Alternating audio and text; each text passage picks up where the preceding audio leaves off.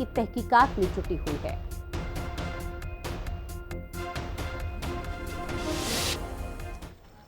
और ये दो तस्वीर आपको दिखा रहे हैं। सिवान में दो पक्षों में तलवारबाजी हुई, उसके बाद किस तरह से इलाके में फिलहाल यहां पर सनसनी और डर का माहौल बना हुआ है। वहीं दूसरी तस्वीर आपको एक दिन पहले की दिखा रहे हैं, जहां एक शख्स की जोरदार तरीके से पिटाई की थी। और इन दो तस्वीरों के आधार पर अब पुलिस की कार्यप्रणाली पर सवाल उठाए जा रहे हैं, राज्य सरकार पर सवाल उठाए जा रहे हैं कि राज्य सरकार की कानून व्यवस्था कहां है, क्योंकि बिहार में आए दिन इस तरह के आपराधिक घटनाएं घटित हो रही हैं। आपराधिक मामले लगातार सामने आते हैं। दिन दहाड़े किसी को भी गोलियों से भून दिया जाता है या किसी की भी पिटाई कर दी जाती है और उनके वीडियोज सोशल मीडिया पर वायरल होते हैं, लेकिन पुलिस के हाथ खाली रहते हैं क्योंकि वो आरोपियों की गिरफ्तारी नहीं कर पाती है, जिसकी वजह से एक बार फिर से कानून व्यवस्था को कटघरे में लाकर खड़ा कर दिया गया है। एक तस्वीर आपको दिखा रहे सिवान में जहां दो पक्षों में तलवारबाजी हुई, तो वहीं एक दूसरी तस्वीर एक दिन पहले की बताई जा रही है जब एक शख्स की जोरदार तरीके से पिटाई की गई है। घर नहीं चाहिए, घर हम ढा देंगे, घर नहीं चाहिए हमको।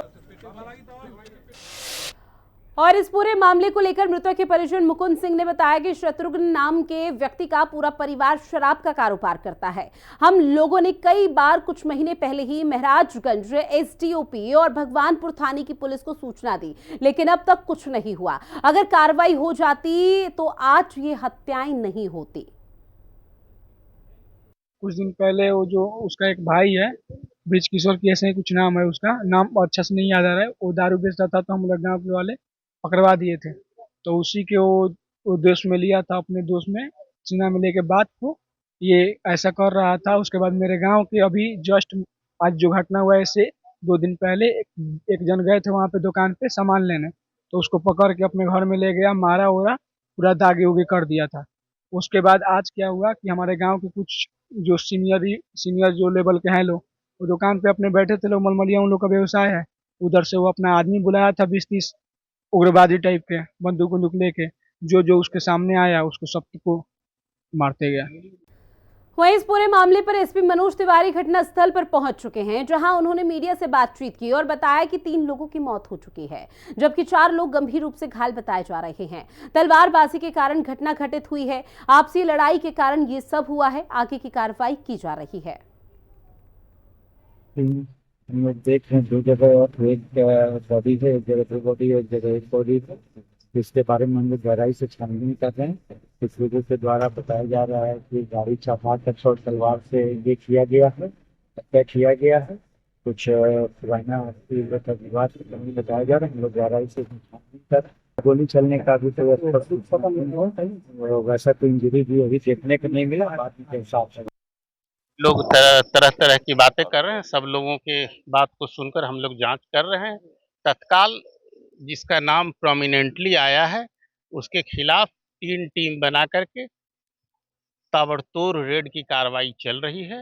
हम लोग बहुत कड़ाई से उसके खिलाफ कार्रवाई करेंगे और हम आप लोगों को भरोसा दिलाते हैं, आप लोगों के माध्यम से भरोसा दिलाते हैं कि जिसने यह अपराध किया है, हम लोगों को कुछ कुछ क्लू मिलना शुरू हो गया है। पब्लिक ने बहुत सारी बातों को बताया है। हम लोग अच्छे से एविडेंस कलेक्ट कर करके स्पीडी ट्रायल करके सजा। वहीं इस पूरे मामले को लेकर अब सियासतदानों का क्या कुछ कहना है, वो भी जरा आप सुन लीजिए। ये घटना जो हुआ है ना, ये 4 दिन से चल रहा था।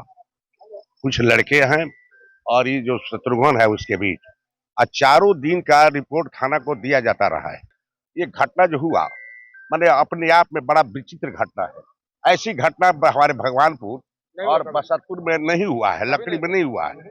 इतना दिन 40 साल की राजनीति के काल में मैंने देखा ये पहली घटना है कि जहाँ लोगों के बीच में एक दिन दहाड़े ये रेलवे के ओवर पुल पर, वहाँ बसंती स्कूल जो है उच्च माध्यमिक, वहाँ 2 लोगों को मारा गया। पहले तो इस घटना के जितनी कठोर शब्दों से भर्त्सना की जाए वह कम ही है। यह बहुत ही माने हमें लगता है कि यह घटना जिस तरीका से हुआ है, जिस संस्था जिसने दिखा गया है, उससे सारा प्रकाष्ठा यह तोड़ करके घटना घटी है।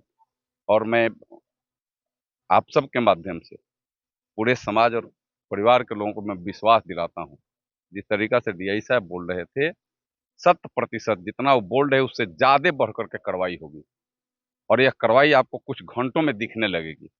अभी तक तो मैंने जब से यह घटना घटी है तब से अभी तक जब तक बड़ी नहीं उठा था, प्रशासन भी उसी में लगा हुआ था। हम लोग भी उसी की चिंता कर रहे थे कैसे हो। हम लोग भागे भागे कहीं सुदूर 100 किलोमीटर दूर थे, सीधे वहां से कहीं नहीं गाड़ी, जहां मैं जा रहा था वहीं से गाड़ी मैंने टर्न किया और सीधे मलमलिया की तरफ रुख किया। और इसी पर ज्यादा जानकारी के साथ मेरे सहयोगी संजीव हमारे साथ लाइव बने हुए हैं।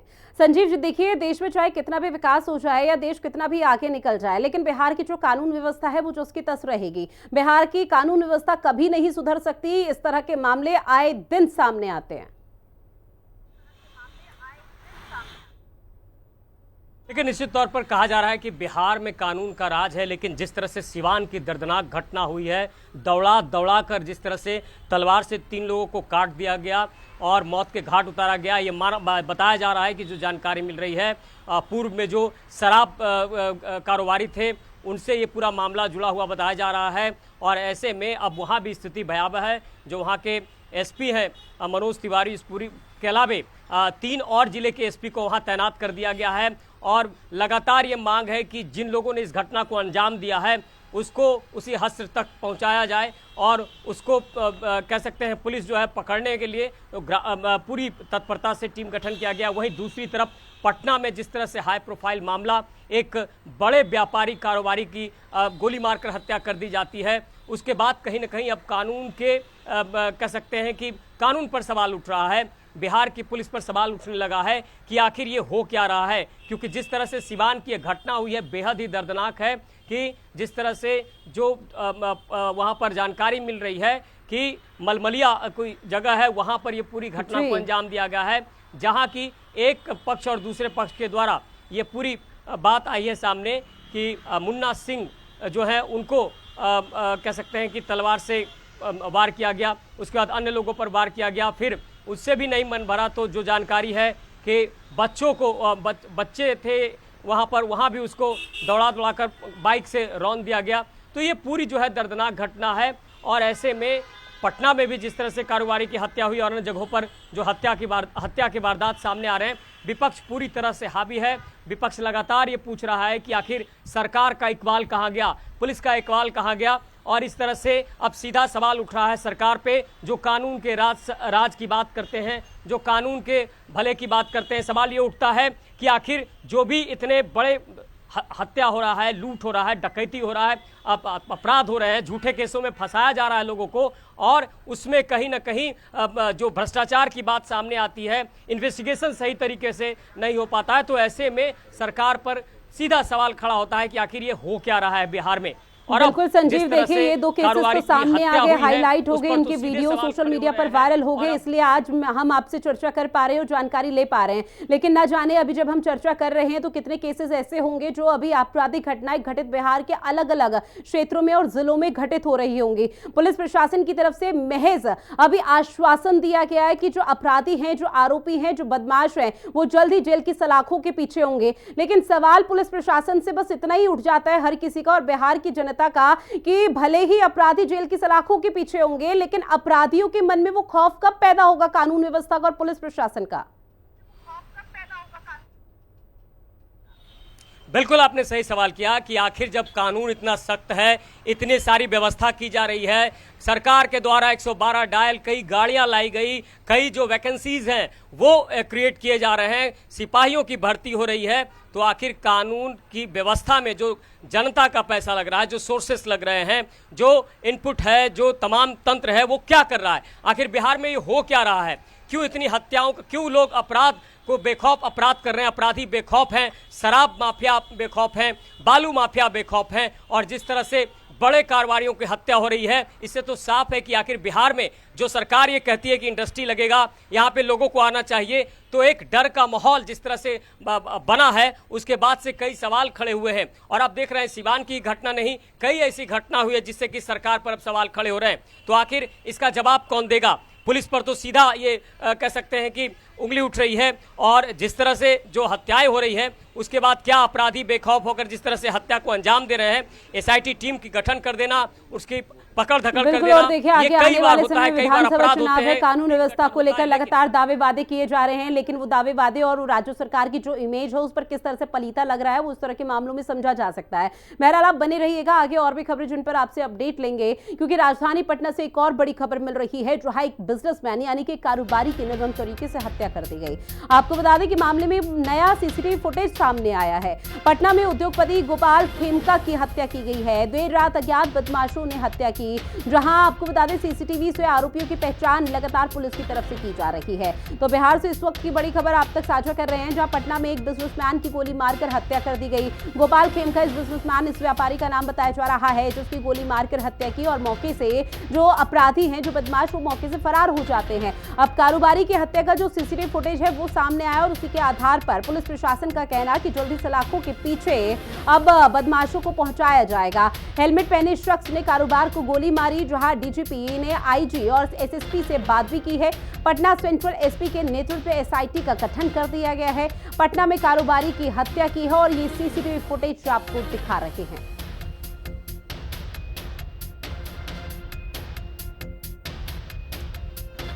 तो बड़ी खबर आपकी टीवी स्क्रीन के माध्यम से लगातार आप तक साझा कर रहे हैं राजधानी पटना का, और ये सीसीटीवी फुटेज अब तेजी के साथ वायरल और पुलिस प्रशासन का कहना कि इसी के आधार पर अब लगातार जो कानूनी प्रक्रिया है उसे आगे बढ़ाया जाएगा। जहां पर ये बिजनेसमैन को आप देख रहे हैं, बिजनेसमैन अपने घर की तरफ कदम बढ़ाता हुआ नजर आ रहा है। इतनी कुछ जो बदमाश है वो मौके पर पहुंचते हैं और उनको गोली मारकर मौके से फरार हो जाते हैं। अब पुलिस प्रशासन फिलहाल यही कह रही है कि जल्द ही जो भी आरोपी हैं उनको जेल की सलाखों के पीछे डाला जाएगा, बख्शा किसी को नहीं जाएगा।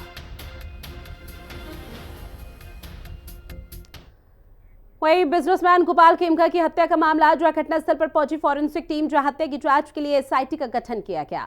बड़ी खबर, बिहार पुलिस ने एसआईटी टीम का गठन कर दिया है। तो बड़ी खबर लगातार साझा कर रहे हैं, जहां आपको बता दें कि पटना में बिजनेसमैन गोपाल खेमका की हत्या की गई। अब जो फॉरेंसिक टीम है वो मौके पर यानी कि घटनास्थल पर पहुंची है और तहकीकात लगातार कर रही है, साक्ष्य जुटाने की कोशिश कर रही है। हत्या की जांच के लिए एसआईटी का गठन कर दिया गया। बिहार पुलिस ने एसआईटी का गठन किया है, लेकिन बिहार में आए दिन इस तरह के मामले सामने आ रहे हैं, जिसकी वजह से सियासत भी एक तरफ खूब जोरों के साथ हो रही है और लगातार ये कहा जा रहा है कि बिहार में जंगल राज फिलहाल देखने को मिल रहा है। और निश्चित तौर पर ये तस्वीरें जो आपको दिखा रहे हैं हर किसी को डरा देती है, क्योंकि आसपास के जो लोग हैं उनमें भी डर और भय का माहौल है, क्योंकि इस तरह की अगर कानून व्यवस्था होगी तो इसी तरह के मामले सामने आएंगे, जहां दिन दहाड़े किसी को भी मौत के घाट उतार दिया जाएगा। हालांकि पूरा विवाद क्या है इस बारे में भी कोई खास जानकारी सामने नहीं आई, लेकिन इंतजार यही हो रहा है कि पुलिस प्रशासन की तरफ से ऑफिशियल स्टेटमेंट जल्द ही जारी किया जाएगा।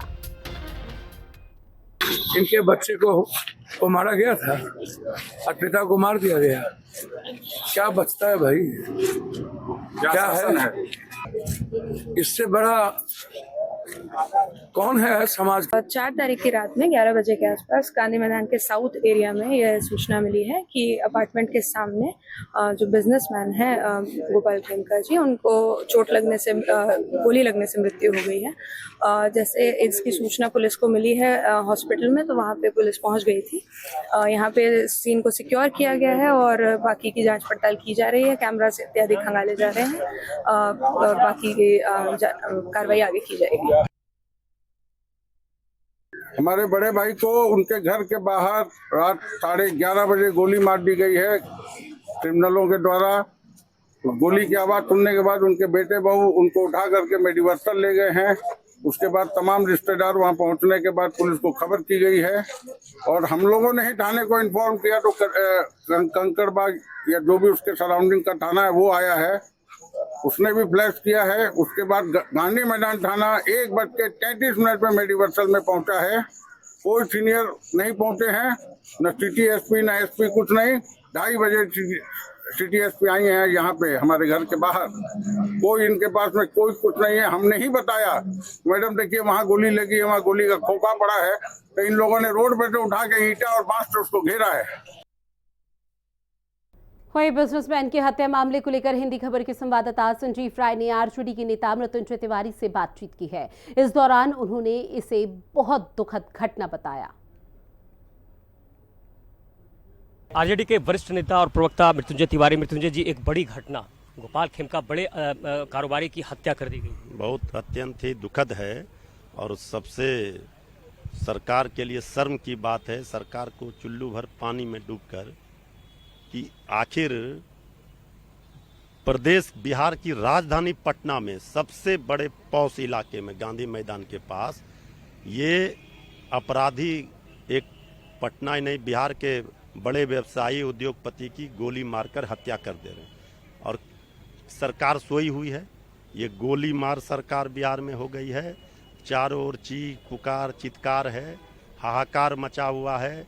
ये सरकार को अब 1 मिनट में कुर्सी पर रहने का अधिकार नहीं है। पहले इनके बेटे की भी हत्या कर दी गई। देखिए, ये तो सरकार को, पुलिस प्रशासन को की जिम्मेवारी है कि इन कारणों का पता करे।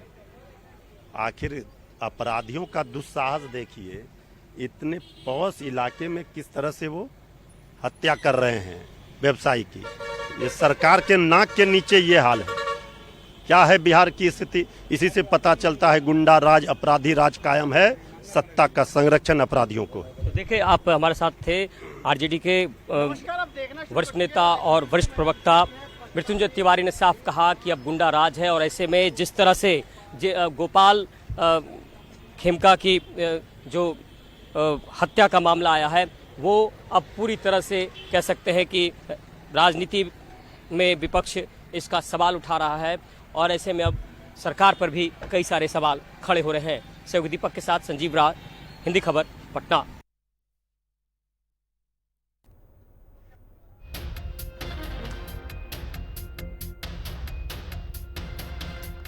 वही हिंदी खबर के संवाददाता संजीव राय ने घटनास्थल का भी जायजा लिया है। रिपोर्ट देखिए। बिहार की राजधानी पटना में देर रात एक बड़े कारोबारी, बड़े व्यवसायी गोपाल खेमका की गोली मारकर हत्या कर दी जाती है। ऐसे में ये आवास आप देख रहे हैं गोपाल खेमका का, जहां पर जो परिजन हैं, जो लोग हैं, वो किस तरह से मर्माहत हैं और यही वो आवास है जहां वो रहते थे। काफ़ी वीवीआईपी इलाका है, ये काफ़ी पॉश इलाका माना जाता है पटना का। और ऐसे में आपको दिखाते हैं किस तरह से जो ये पूरी घटना को अंजाम दिया गया है। गोपाल खेमका जब जो जानकारी है बाकीपुर क्लब से लौट रहे थे और इसी गाड़ी से वो लौट रहे थे BR01CY7700। और यहाँ पर आपको हम तस्वीरें दिखा रहे हैं किस तरह से जो आप देखिए किस तरह से जो गोली मारी गई, उसमें खून के धब्बे और तमाम चीज़ें दिख रहे हैं। और यही वो गाड़ी है जिससे वो लौट रहे थे। राम गुलाम चौक के नाम से जाना जाता है। और ऐसे में जिस तरह से एक बड़े व्यवसायी की हत्या हुई है, अब सरकार पर भी कई सारे सवाल खड़े हो रहे हैं, पुलिस पर सवाल खड़े हो रहे हैं। ये जो इलाका है पटना का गांधी मैदान इलाका है, इनके घर से अगर दूरी देखी जाए तो गांधी मैदान की दूरी महज 100 मीटर है। यहाँ रात कह सकते हैं कि 12-1 बजे तक जो है पूरी चहल पहल रहती है। और ये ऐसी जगह है जहाँ पर प्रशासन के तमाम लोग, चाहे वो जिलाधिकारी हो पटना के, वो कुछ ही दूरी पर हैं, एसएसपी आवास है कुछ दूरी पर। और ऐसे में अब पुलिस का इन्वेस्टिगेशन यानी पुलिस की जांच तो हो रही है, लेकिन इस पर विपक्ष भी सवाल खड़े करने लगा है। सहयोगी दीपक के साथ संजीव राय, हिंदी खबर, पटना। वही बात करेंगे अब बिहार के नालंदा की, जहां बदमाशों के हौसले लगातार बुलंद हो रहे हैं। बड़ी खबर, साइकिल से जा रहे एक युवक की जमकर पिटाई कर दी। आपको बता दें कि 25 की संख्या में बदमाशों ने इस बड़ी घटना को अंजाम दिया। बीच बचाव में आए 2 और लोगों के साथ भी जमकर मारपीट की गई। बताया जा रहा है कि आगामी मुहर्रम का जो त्योहार इस्लाम धर्म का आ रहा है, उसकी तैयारियों को लेकर बसार बीघा के पास एक समुदाय के लोग जा रहे थे। इस दौरान झुंड में एक युवक का साइकिल टकरा जाती है। इसके बाद आक्रोशित बदमाशों के झुंड ने युवक के ऊपर लाठी डंडों से जोरदार तरीके से और हमला कर दिया और गंभीर रूप से उसे जख्मी कर दिया। बीच बचाव में आए 2 रिश्तेदारों के साथ भी जमकर मारपीट की गई है और उनको भी जख्मी कर दिया गया।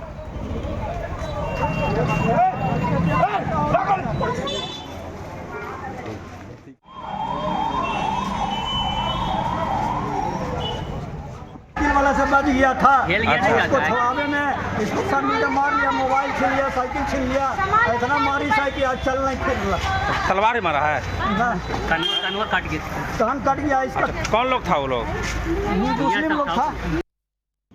कल सोसराय थाना अंतर्गत मुगल कुआं के पास जो है मारपीट की घटना घटी थी। इसमें कुछ लोगों द्वारा एक 2-3 लोगों के साथ मारपीट की गई थी। इसमें रोहित शर्मा जो जख्मी हो गए थे, अन्य 2 लोग भी जख्मी हुए थे। त्वरित कार्रवाई करते हुए हम लोग वहां पहुंचे और जो जख्मी थे उनको इलाज के लिए पहुंचाया गया और रोहित के का फर्दमान लिया गया, जिसमें उन्होंने 13 लोगों को नामजद किया था। उन 13 लोगों को हम लोगों ने त्वरित कार्रवाई करते हुए रात में ही गिरफ्तार या निरुद्ध कर लिया, क्योंकि उसमें कुछ नाबालिग लड़के भी थे तो उन्हें निरुद्ध किया गया। कुल 6 लड़के नाबालिग थे जिन्हें निरुद्ध किया गया, बाकी जो बालिग थे उन्हें गिरफ्तार किया गया एवं उन्हें जो बालिग हैं उन्हें आज माननीय न्यायालय में उपस्थापित किया गया, जहाँ से वो न्यायिक हिरासत में भेजे गए हैं और जो नाबालिग थे उन्हें जेजेबी के अंतर्गत प्रस्तुत किया गया, जहाँ से उन्हें भी जेजेबी ने अपने कस्टडी में लिया है। और संजीव मेरे सहयोगी लगातार लाइव बने हुए हैं। संजीव, एक बार फिर से आपके पास आते हुए, बिहार की राजधानी पटना, बिहार का सीवान, बिहार का नालंदा, जो तस्वीरें बिहार के आपराधिक घटनाओं के सामने आ रही हैं, ये तस्वीरें ही महज काफी हैं ये बताने और ये बोलने के लिए कि बिहार में अपराध बेलगाम हो चुका है और कानून व्यवस्था बिल्कुल शून्य। अब बिल्कुल देखिए, जिस तरह से मैं अपडेट दे दूं कि गोपाल खेमका के मामले में सीसीटीवी फुटेज आने के बाद ये साफ हो गया है कि किस तरह से स्कूटी सवार व्यक्ति बहुत ही आसानी से आता है, वो गेट के दरवाजे पे अपना गेट खुलवाते हैं और उसी समय गोली मारकर आराम से चला जाता है। सीवान में जिस तरह से खुलेआम तलवार से जिस तरह से हत्या कर दी जाती है 3 लोगों की और 2 और को रौंद दिया जाता है, इससे आप समझ सकती हैं कि क्या हालात है। नालंदा की जो स्थिति है उससे समझ सकती हैं क्या हालात है। बिहार में क्या अपराध का जो ग्राफ बढ़ा है और बिहार में जो लगातार हत्या, लूट और डकैती की जो वारदातें बढ़ी है, तो फिर सुशासन पर सवाल भी खड़े होते हैं और इस सुशासन पर सवाल खड़े करने के लिए विपक्ष लगातार खड़ा है और विपक्ष ने साफ कहा है कि सरकार अब बताए कि सुशासन का राज कहां है। जाहिर तौर पर सबसे पहले आम जनता की सुरक्षा बेहद महत्वपूर्ण होती है और जिस तरह से बिहार में सुशासन की बात कही गई है, बिहार में लॉ एंड ऑर्डर की बात कही गई है और जिस तरह से लगातार ये नेता कहते हैं कि लॉ एंड ऑर्डर का स्थिति बेहद अच्छी है, तो अब सवाल ये उठता है कि जो इंडस्ट्री लगाने की बात है यहाँ या जो व्यापारियों के आने की बात है, क्यों यहाँ से जो लगातार व्यापारी ब्रेन ड्रेन हो रहे थे, कैसे वो आएंगे। दूसरी बात है आम जनता जो सड़कों पर चल रही है, क्या वो सुरक्षित है, क्या उनको सुरक्षा मिल रही है, क्या ये शराब माफिया, ये बालू माफिया किस तरह से बेखौफ है। जो जानकारी सिवान में है उसमें साफ है कि किस तरह से ये शराब माफिया का ये पूरा खेल है और ऐसे में इसमें तनाव के बाद ये पूरी घटना अंजाम में आई। ये पूरी जो खबर है जो वहाँ से खबरें हैं और ऐसे में कई ऐसी घटनाएं हैं जो हर दिन हो रही हैं, तो निश्चित तौर पर सरकार पर तो सवाल खड़े होते ही हैं और ऐसे में सुशासन के राज में अगर जिस तरह से बड़े बड़े जो कह सकते हैं व्यापारी हैं जो यहाँ पर अपना इंडस्ट्री और तमाम चीज़ लगाने की कोशिश करते हैं, तो ऐसे में समझ सकती हैं उनमें किस तरह से भय का माहौल व्याप्त होगा और अब कहीं ना कहीं पूरा व्यापार संघ इसका विरोध कर रहा है और तमाम चीज़ें जो बिहार में हो रही है उसमें आम जनता को भी लग रहा है कि क्या हम सुरक्षित हैं। ये कई सवाल ऐसे खड़े हो रहे हैं। निश्चित तौर पर कई सवाल खड़े हो रहे हैं और हर किसी की नजरें फिलहाल इसी पर टिकी हुई है, क्या कभी बिहार की सूरत हाल बदलता हुआ नजर आ भी पाएगा या नहीं। बहरहाल जानकारी साझा की उसके लिए बहुत शुक्रिया। वहीं बिहार स्वास्थ्य विज्ञान महाविश्वविद्यालय के नवनियुक्त कुलपति डॉक्टर बिंदेश कुमार, जो वर्तमान में IGIMS पटना के निदेशक हैं, मुख्यमंत्री आवास पर मुख्यमंत्री नीतीश कुमार से उन्होंने मुलाकात की है और फूलों का गुलदस्ता देकर सीएम नीतीश को सम्मान भी दिया है। कुलपति डॉक्टर बिंदेश कुमार ने सीएम नीतीश कुमार से मुलाकात भी की। फूलों का गुलदस्ता देकर सीएम नीतीश कुमार को सम्मानित कर रहे हैं। तस्वीरें आपको दिखा रहे हैं, जो कि बिहार स्वास्थ्य विज्ञान विश्वविद्यालय के नवनियुक्त कुलपति हैं।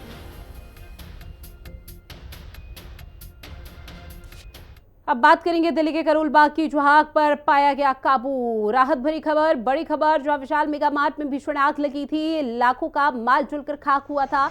आग लगने की वजह से एक शख्स की भी इस दौरान मौत हो गई, लेकिन राहत भरी खबर ये कि फिलहाल आग पर काबू पा लिया गया है कड़ी मशक्कत के बाद। तो ये तस्वीरें आपको दिखा रहे हैं जब राहत की सांस लेते हुए ये फायर ब्रिगेड की टीम भी अब नजर आ पा रही है। दिल्ली के करोल बाग का ये पूरा इलाका, जहां विशाल मेगा मार्ट में भीषण आग लगी थी, उसको लगातार बुझाने का प्रयास किया जा रहा था और कड़ी मशक्कत के बाद आखिरकार आग पर काबू पा लिया गया।